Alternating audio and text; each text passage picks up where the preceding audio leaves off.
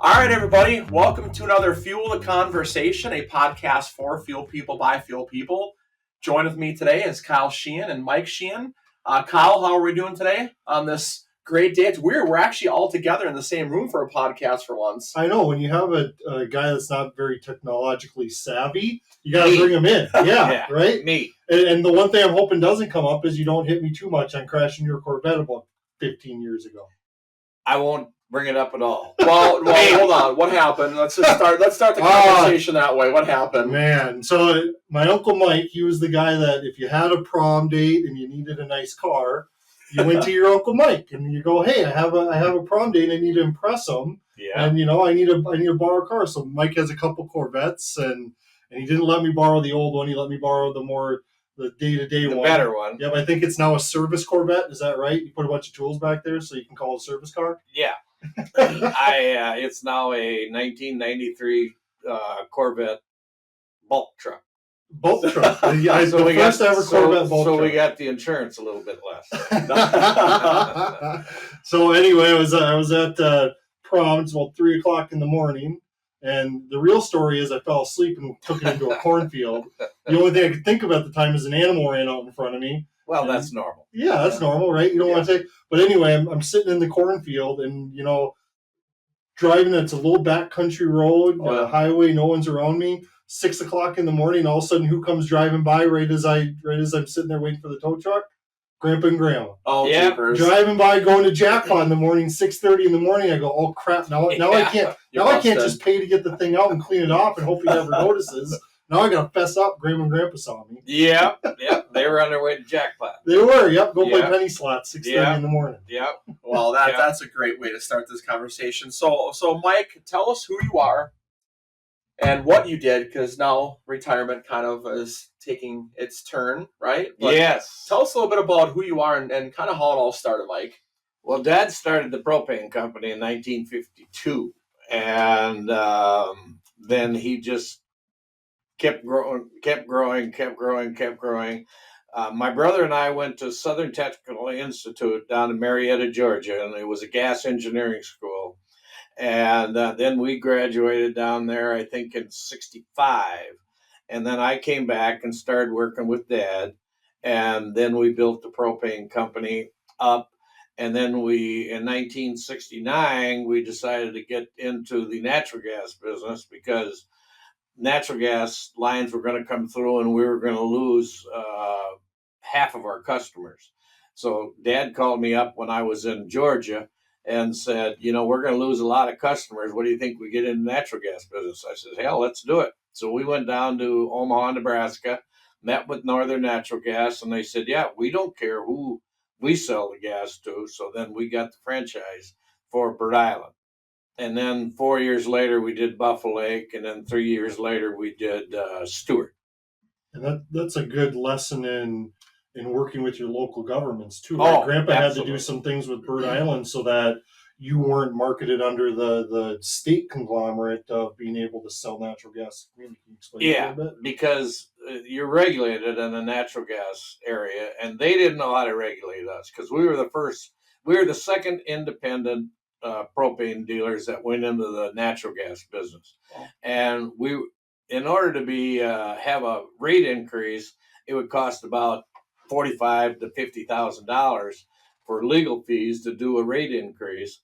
And they didn't know how to handle us. We didn't know how to handle them. And we had a mayor in Bird Island by the name of Dr. A.O.H. Sethafon. And he was also a representative. And he passed the law that small utilities of less than 600 customers were exempt from the Public Service Commission, and they were regulated by the city council of each town that we were at. And then we outgrew that, and then we changed it to 2000. And now I'm not exactly sure I know what it is, but we were the first ones to get that bill passed because we were going to lose a lot of customers. Mm-hmm. So we just said, let's get in it. So we did. And then I designed a distribution system. We were down for a class in Southern Technical Institute, and then everything worked out good. And then we kept the propane side going too. Well, just all the ducks kind of falling in a fell into place. Yeah. Right? Yeah. Isn't it amazing how that happens to Sheehan so many times in their life? Yeah. Well, sometimes we make it happen. So exactly, right? It's a little bit of Irish luck mixed in with ingenuity. Yeah. But it worked out. It worked out really well. How long did you work at Sheehan's Gas? Since I was graduated from Southern Technical Institute in 65. So 65 to now. Wow. That's quite the... And I worked with my dad every day for 44 years and never really had an argument. Okay. He never allowed to have an argument. So let's talk about one of your greatest memories working with your dad in a bobtail. Oh, I'm sure there's a bunch. My dad had 9 lives. That's an exaggeration. He was converting his 1960 Pontiac to propane, so he was taking the line from the trunk up to the motor, and he's drilling the support bracket on the underside. He says, "Damn, these Pontiacs got good trunks." He drilled right through the propane tank and caught the whole shop on fire. And he got out safe. The problem he got out safe, but then he went back in because he thought one of the kids was in the shop. What? And so he put his arms up, and he got his arms all burnt. And he's had 9 lives. And then one of our customers came in, and she was an old lady, and she was probably not a very good-looking lady. And she talked to me, and she says, "God," she says, "Fable's okay. I hope he's not disfigured because he's not a very good-looking fella." God, we laugh. We laugh. But he's had 9 lives. My favorite story, Grandpa, that's been told is when he's driving down the road in the bobtail and the wheel pops off. Steering wheel just straight pops off. He just lets it ride into the field. Puts the steering wheel back on, puts the vice grip back on it, and then drives it out. Drove it in town. And all the fire department, somebody must have had a baby because they all come out smoking cigars, and then he's in the ditch with the propane truck, and he says, "You guys put those things out." Yeah, he's had 9 lives. Wow, that's incredible. And not just Sheehan's Gas, you've been working there since 65, but you've also been heavily engaged in just the industry. Yeah. So you were the district director for 20 or 30 years. Tell us a little bit about that, because it sounded like you were kind of the founders of this. Well, when we first got started, I was only 21 years old, and I went to an area meeting here, and it was in Litchfield, and there was a guy by the name of Bob Coplin that had economy gas in Litchfield. I think it was Litchfield. Yeah, Litchfield. And he brought a computer. And I said, we didn't know what it was.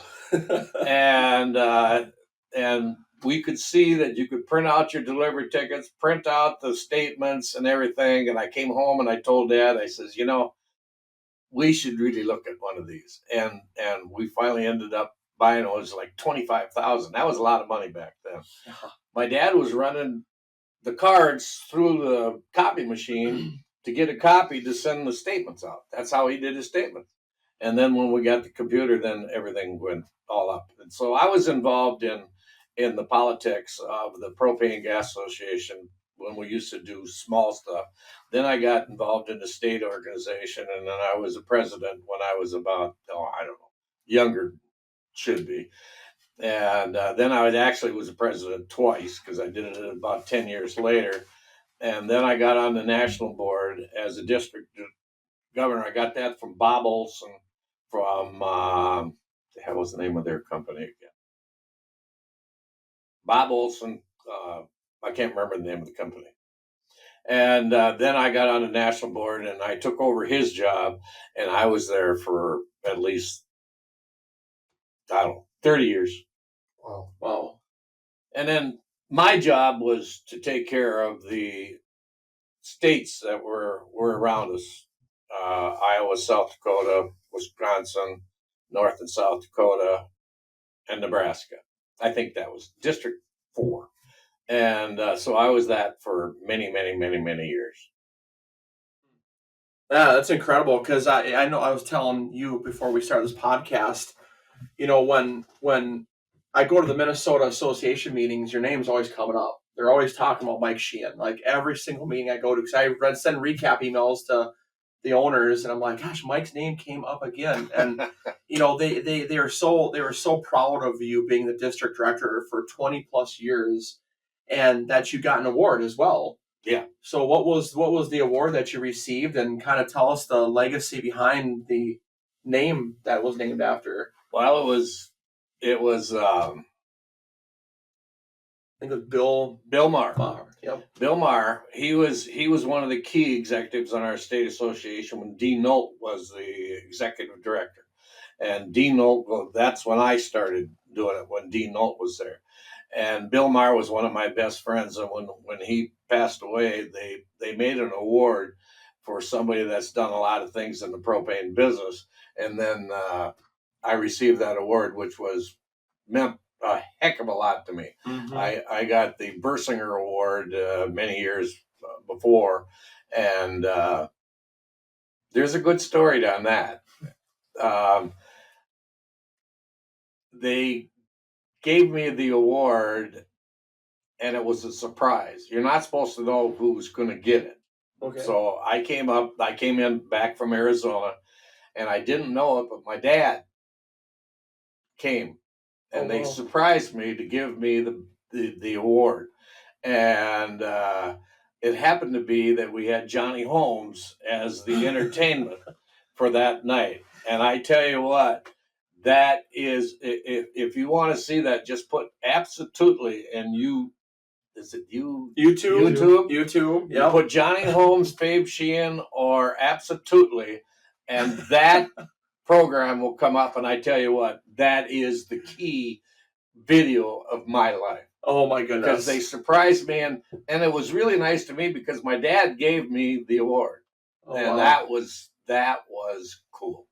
And then the Bill Maher Award is the other one that I got. Yep, they're the top 2 awards that you can get. That's awesome, Mike. Congratulations on that. Did it for. Look up that YouTube.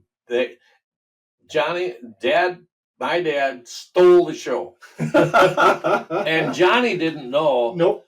Had no idea what the ceremony was about. He just got my mom and dad up on stage, and it is the best. A little bit of singing from Grandpa. Oh yeah, dancing. Dancing. It was, and just the Fabisms. And then all of a sudden he just said, Johnny asked him a question. My dad said, absolutely. And Johnny just started laughing, and it is awesome. I'm going to find that one and pass it around the office. I didn't even know that treasure existed. That's on YouTube. All you have to do is put absolutely or put Fabe Sheehan. It was in the year 2000. All right. So you've done a lot and gotten awards from the state level. How have you seen the dynamic change in your years from more state organized to national organized? Well, there's a lot of people that aren't really involved in the national level, but they are involved in the state level, and it's been pretty steady. Yeah. It's been pretty steady because we went through some pretty tough times with supply, and there's been a lot of issues come up, but we've had some very good executives in our state level and on our national level. Yep. And they've done a very, very, very good job. So a lot of what's coming out in the industry now is there's risk with the electrification movements, and energy choice is a big discussion. Do you really feel like that's on the state level still to lobby both. Or is both. That got to lobby both, because this people that are coming in right now that don't want fossil fuels, that is absolutely positively ridiculous. Mm-hmm. And we are in no way, shape, or form to get rid of fossil fuels. And I don't know what politically or which side of the road you're on, but it doesn't make any difference, because getting rid of fossil fuels, we are not in anywhere, shape, or form into that. But there are some. We've spent on the national level, spent a lot of money on representing propane companies that can't get, and natural gas companies that can't get natural gas into their town or business district or whatever. Mm-hmm. And it's just ridiculous. Yep. It's absolutely ridiculous. When you look at the facts, it's one thing, but a lot of people don't base their choices and political decisions on fact. No. And that's completely different. I feel like the national level's done some really neat things lately. Have you watched the commercials they came out with? Yes. Did you see that play during the NBA Finals? It was on there. Yeah. I think they're doing a really good job at starting to get out in front of the people that are voting instead of just within your organization expecting the Sheehan's gas companies of the world to tell their customers what's going on. And one of the stupidest things I've seen in the last couple of months was Biden comes in and donates I don't know how many electric school buses because he's going to clean up the air. Yeah. Well, if you're going to clean up the air, you don't use a school bus that runs 3 hours out of the day. Yeah. And that is just ridiculous. Now, I think 22% of the new buses that are coming out propane. Yep. And to go with electric school bus is just ridiculous. Well, how would that work in the winter in Minnesota when it's 40 below wind chill? Well, even the grid, when you're pulling it off that grid, you don't understand that what's generating your electricity is only, 20-30% on the natural resources, and the rest is 60% on coal. We haven't built a new power plant for many, many, many years, and the infrastructure is not there for electric cars. Now we just had a thing, and I can't remember where it was at, but there was an interstate that was plugged up for something like 12 hours because a transport was taking some batteries, and they were lithium batteries that caught on fire, and they couldn't put it out. Mm-hmm. They could not put it out with water or foam or whatever. Plugged up the whole interstate. Mm-hmm. And first of all, we got to buy the batteries from China, and then how we can get rid of the batteries. I mean, it's just so ridiculous that, and the industry has promoted propane motor fuel for many, many, many, many, many years, but we just couldn't get the thing established. And I've had vehicles on propane all my life, and we still got a street rod that's a 23 Ford T-Bucket street rod that runs on propane, and but it should have took off, but it didn't. Yeah. It's but so, at least now the school buses they're very popular. Yeah. Very popular. So interesting hearing was as we go to the state shows, you know, these organizations, a lot of them will say, "Oh yeah, we put a 1,000-gallon tank or 30,000-gallon storage facility out in the middle of the desert, and we hooked in an electric car charger to it and a generator. So now you're using the propane to power your generator to power the electric car charger to power your car." Yeah, exactly. You can't get the grid out in that area, and when you're 3 hours away from civilization in a desert, you need somewhere, and the portable solution is propane in that. Yeah, it is. It is. Yep. And but when you go to the legislature and talk to the legislature, they have all they know is propane has got a grill. Yep.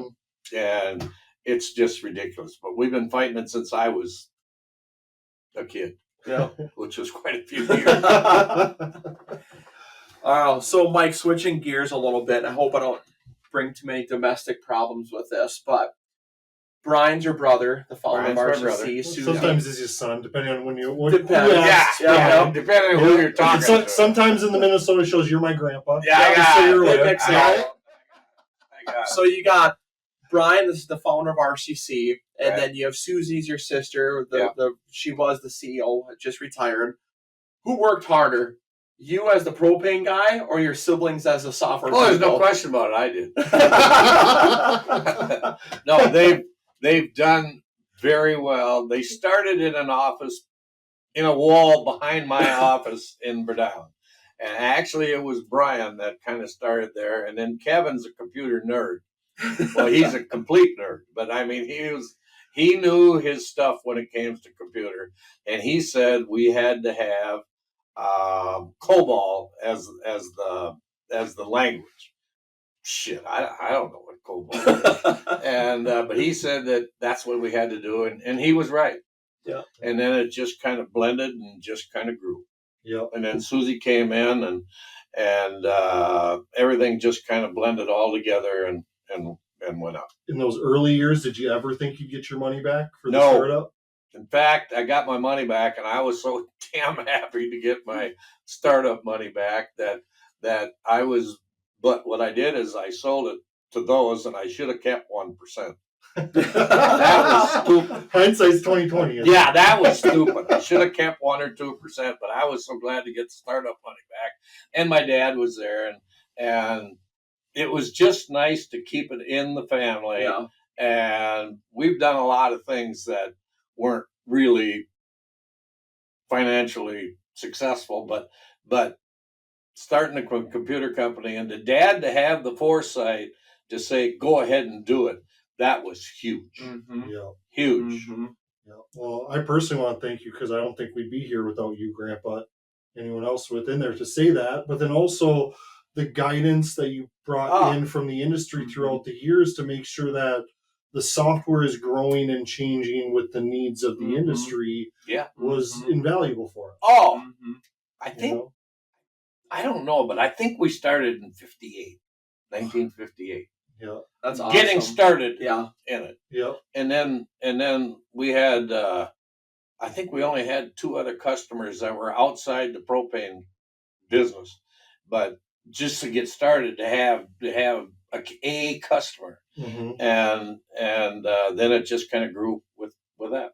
Yeah, that's really cool. And the community alone. I mean, having Sheehan's Gas, having RCC, all built around Bird Island. Yeah, just the employees that you've came across, the community involvement, the Lions Field that just hosted the American Legion tournament. I mean, you guys brought so much value to this community. It's incredible. Yeah. And you can really tell working for RCC that you work for a company that cares about people. Yeah. Not numbers, not what you got to get done, it's just the people. And we weren't interested in getting big. I can still remember my dad. I came back in 1965 or 67, I don't care. And so I was working with Dad, and then we had a competitor over in Olivia called Renco Gas. And then he started one in 3 other towns, and I asked my dad, I said, maybe we should look at another town and put another pro. He said, nope, we're just going to stay small, stay what we can handle. And that was the right move. Yep. And we stayed what we were comfortable with, and we only had 5 employees, and it's been very well for us. I can still hear Grandpa coming through there. How big you want to get? Yeah, exactly. Yeah, that's the question that's asked. How right. big are you trying to be? Yeah, and it worked out very well. The propane industry has been very well for the Sheehan's family. Yeah, 100% agree with that. Now, we're not big. Didn't want to be. Yep. Yeah, and I feel like you bringing in all that information, we kind of lost that for a little while when you decided to kind of retire and step back a bit. And Freddie has graciously kind of stepped into that role for us. And I hope that we're taking some of that knowledge and direction you had and carrying that torch into the propane industry and moving that forward. Perfect. So it was absolutely perfect. Yeah, I think everything worked out. I wouldn't change anything growing up. And getting into the natural gas business was risky. We were the first ones to do it. We were the first ones in the state to put in polyethylene pipe. And then Northern Natural Gas said we jumped ahead of time and put a bunch of pipe in the ground. And then Northern Natural Gas said they didn't have enough national reserves to give us natural gas. So we went to the state and we said, well, we got this pipe in the ground, so we're going to put propane in it and then pipe it up to each one of the towns in Bird Island. And so we had to go through that whole fiasco. And then Northern Natural Gas came back and said that the Federal Power Commission said, as long as you promise these people gas, you got to give it to them. So 3 years later, we got the natural gas, and then we had to because what we did is we put propane in the line and then picked up all the tanks around town and then used them out in the country. Yeah. And then when we got permission to do the polyethylene on propane, and then the next 3 years later, then they got natural gas, and then we just converted it over to natural gas. Huh, I didn't know you guys started with propane in the ground. Started with propane in the ground. We had a 30,000 gallon tank out to the alfalfa plant. And it was piped all the way through Bird Island. So then we piped it all the way through Bird Island. But we didn't have that many customers on it. We probably only had, 50, 60 But we picked those tanks up and used them someplace else. Better use of your steel. But the state regulatory committee said they didn't know what the natural gas or propane was going to do to the. Sure. We used LDLA when it first came in. We were the first ones in the whole state to use polyethylene pipe on natural gas or propane. Sure. So Dad just kind of he had a vision for that, didn't he? Just whatever worked, and he made it work. How many of those customers did you have to argue with and say that's really my tank? Because Grandpa did all of his deals through handshakes and not documented, right? That was kind of a problem. It took us a long time to get all our lease cards signed, but we got them all signed. Yeah. Well, I thank you for being guinea pigs too, because for all those years of, I'm sure, archiving those, and all the things that we've come up with, and as technology's grown, you and your son, my cousin Todd, have been our guinea pigs throughout that whole thing. Yeah. So and Dad had the type of personality. I've had customers come in so damn mad at whatever, and by the time they left, they were laughing. Yep. And he just had that knack to do that. Mm-hmm. And I've only seen him get really mad a couple times, and well deserved. Yeah. Yeah. So did you at any point regret funding Brian and Kevin? Like maybe a couple times in Atlanta where you got a pie to the face. Wow. That's another story. But when they put the clown onto my credit card, that was going overboard. But no, we did April Fool's jokes all the time, and they got me with a pie down into Atlanta. What's the one that you really wish you could get them back for the most? Is there one that just sticks out? Was it the crickets in the office, the pie in the face? I'm sure there's other ones in there that I didn't even hear about. You're bringing back a lot of frustration right now. I can sense that keys quite a few places. But the family has been very good together, and we had some farmland that we kept in the family, and we just made sure that everything stayed in the family. Mm-hmm. And it was just good all the way around. Mm-hmm. Yeah. Not big, but we did play into a lot of things. Now, because of Sheehan's gas company getting the small exemption for the natural gas, now it helped Mike Gorham, it helped Randy Dooley, it helped 5 or 6 or 7 other propane companies that decided to protect themselves and get into the natural gas subsidy also. That's awesome. Yeah. I have a fun Mike Sheehan story, if it's okay. I talk about it. When I first started working here, Brian and Sue would always say, you can always hear Mike before you see him. And I really didn't know what that meant.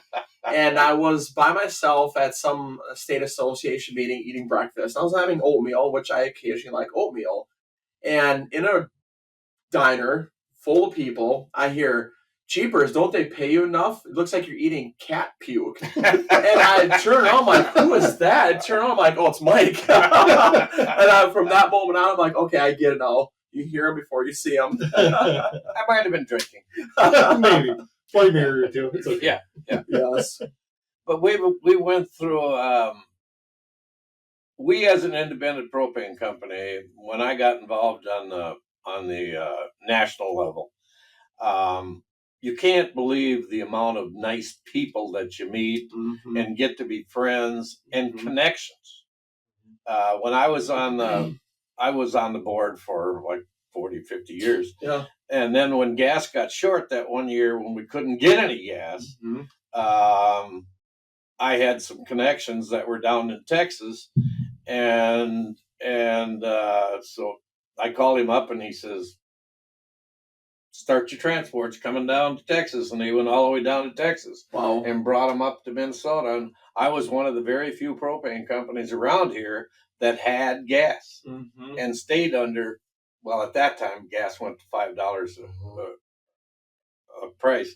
And we never got over $3.50. Wow. And we're still doing pretty good. But the connections that you make, and I've often thought, is it all worth all the money you spend to go to these conventions? And the answer is absolutely yes. Even though you're small, Mm-hmm. But I knew people that were presidents of shit. They lost more customers in one day than I have. And but the connection, and you get to be friends, and you're all common business, and you're all doing something. And they last forever. They last forever. The industry's small. It's amazing how many times we'll talk to a company and then unbelievable. 5 years later I'm on a new one and they don't have a very good back office right now, or no back office. Yeah. And I used you guys 6 years ago, and I'd love to take a look, and there's so many of those, just they continually pop up. Absolutely. Come back into your life. Absolutely. In one way, shape, or form. Yeah. Awesome. Well, Mike, thank you for being on our podcast. We appreciate it. RCC appreciates it. Now, when do you pay me? Well, we'll see. We'll see about that. I got a couple cold ones up in the fridge. Here's Mike Sheehan's Venmo account. Yeah, there you go. Awesome. But the computer system started with us, and it's just happier than hell that we could be able to start something like this. I mean, seriously, happier than heck. Awesome. One person in a back room behind your office to 73 employees all across the United States. Unbelievable. That still just amazes me. Yeah. And just in the propane business. Yeah. Mm-hmm. And it just worked out very, very, very well. And you got to give, I hate to give Kevin credit, but he got the thing started in the right direction. Then Brian came in. And then Susie blended it all together. Yep. And it's just worked out great. You can give Kevin credit, just don't give him peanuts. Exactly. Don't give him ice, don't give him peanuts. You can give him credit. Geez, the guy just drove me nuts. We were at a convention meeting, and they were going to go over and do a display with somebody. And so I was going to fly over there, and Kevin says, "No, it's only going to take not very long." Wow, jeez, it was 9 hours riding with Kevin, and he's eating peanuts, and he's eating them one at a time. And I'm driving down the road, and I can see him eating one at a time. It was driving me nuts. I said, "Quit doing that." And so he kept doing it. So I just grabbed the thing and threw it out the window. What was that, 45 minutes into the drive? Oh, God, drove me nuts. That's just, and he ain't changed. No. Not a bit. And now I'm retired. I don't do nothing anymore. I'm 80 years old, so it's time for me to just play golf and do relax. podcasts. Do podcasts, yeah, Yep. but I haven't been paid yet. But it's been a very rewarding industry, and I'm very happy with everything. Thanks, Mike. Got her. Thank you for joining Kyle and Freddie's podcast, Fuel the Conversation. A podcast for fuel people, by fuel people. We really hope you enjoyed today's topics and you found them interesting, and we hope that you pulled some value out of our conversation today. To hear more podcasts from Kyle, myself, and special guests, you can catch us on Spotify, Amazon Music, or the iTunes Store. To find out more information on RCC, you can visit our website, www.rccbi.com. You can also find us on Facebook under Rural Computer Consultants, also under LinkedIn under Rural Computer Consultants, or go ahead and give us a follow on Twitter at RCCInc79. If you'd like to contact us directly, email us at sales@rccbi.com. This is Kyle signing off. And this is Freddie. Until next time.